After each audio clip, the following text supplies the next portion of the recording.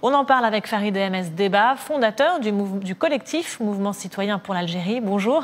Bonjour. Merci d'être avec nous. Comment est-ce que vous expliquez ce lourd verdict? Ce n'est pas vraiment un verdict d'apaisement de la part des juges d'Alger.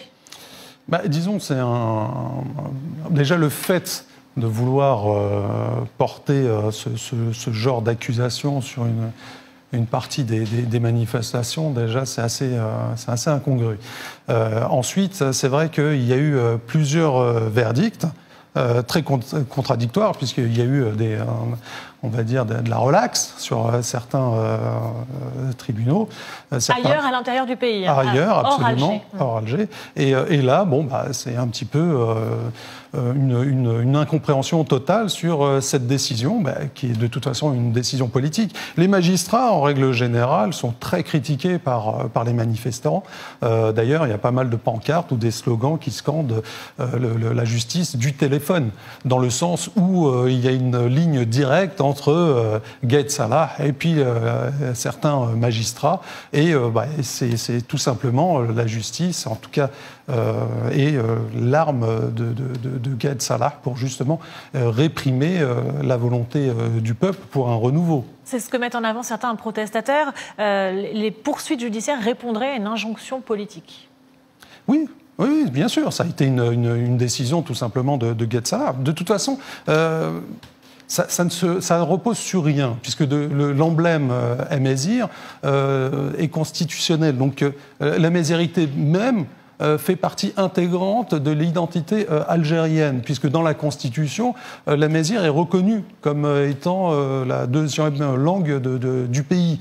Voilà, donc ensuite, l'emblème, le drapeau Emezir, il n'y a aucun texte de loi dans le code pénal qui réprimande ça. Et c'est d'ailleurs ce qu'ont mis en avant ces juges qui ont décidé d'acquitter certains prévenus pour port du drapeau Emezir, au motif qu'aucune loi ne proscrit et qu'il ne peut être invoqué pour justifier une poursuite pour atteinte à l'unité nationale. Absolument. Et en plus de ça, atteinte à l'unité nationale, on y met tout et n'importe quoi dedans.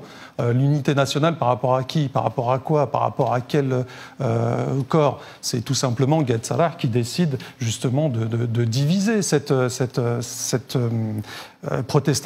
Et dès le départ, ça a été une volonté vraiment de mettre les Algériens les uns contre les autres. C'est diviser pour mieux régner. C'est une vieille recette qui ne fonctionne plus en Algérie. Il a utilisé le symbole Emezir justement en disant attention, il y a de l'infiltration régionaliste qui est là pour diviser le peuple. Je suis là garant de l'unité nationale. Je vais les condamner sur aucune base légale, naturellement, mais le peuple a réagi différemment à cette injonction de Gaïd Salah en interdisant ces emblèmes. Ils ont été au contraire unis face à cette injonction totalitaire. Donc c'est là où on voit véritablement que Gaïd Salah emprunte une direction qui est à contresens de ce que veut véritablement le peuple. Mais ça dès le départ. C'est une personne qui est totalement sourde aux volontés de la population.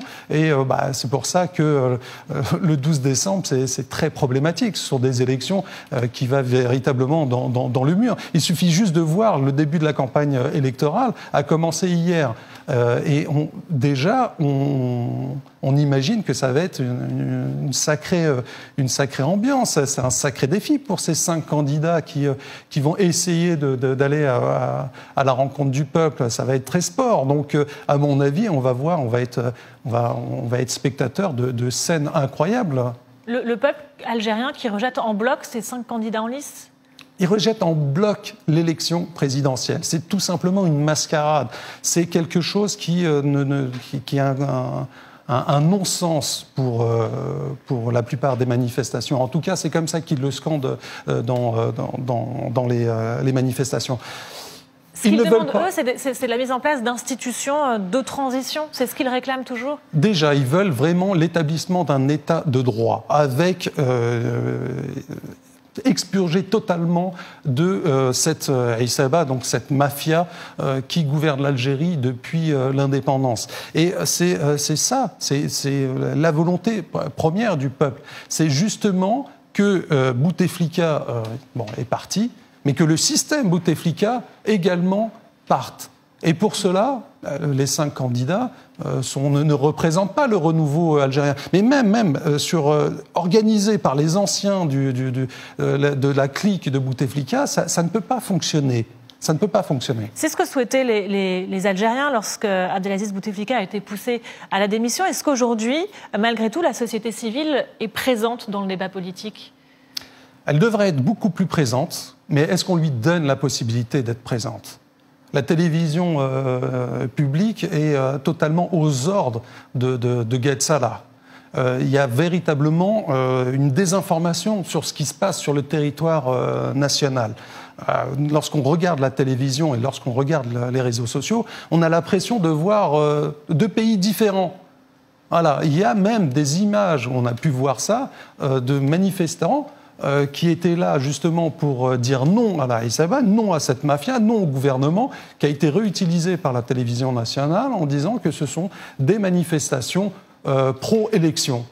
C'est complètement de la désinformation. Et ça, le peuple n'est pas dupe. Mais bon, dans les campagnes, etc., il y a véritablement un travail de lavage de cerveau qui est engagé et qui espère qu'une majorité de population va se retourner et va se dire, bon, allez, après tout, le 12 décembre, on va tous aller voter. Mais non, le peuple n'est pas dupe. En tout cas, ce qu'on a pu voir au niveau des manifestations, ça ne désemplit pas. La volonté, apparemment, est intacte et tout le monde veut que ces élections n'aient pas lieu ce 12 décembre. Merci beaucoup Farid Ahmed Debaj, fondateur du collectif Mouvement citoyen pour l'Algérie.